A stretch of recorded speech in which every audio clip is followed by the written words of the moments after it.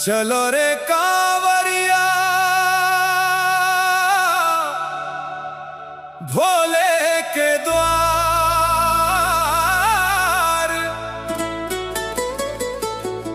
सावन में खुलल बा किस्मत के द्वार। गंगा के जलवा माथे धरा हो, हर हर महादेव बोल हजार।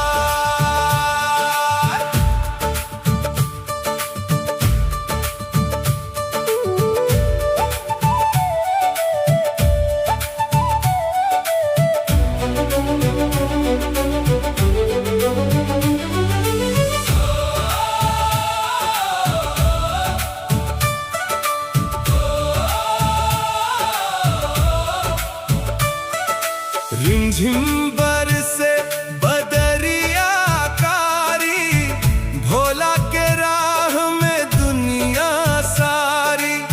डमरू बाजे गूंजे जयकारा, मनवा नाचे छोड़ के चिंता भारी। बम बम बोले, बम बम बम बोले, हर कदम पर भोला साथे। डर काहे के अब राहे, नाम जपो बस दिल से प्यारे। कट जाई सब दुख के धारे। बम बम बोले दिलवा डोले, भोला बिना ना कोई हमार।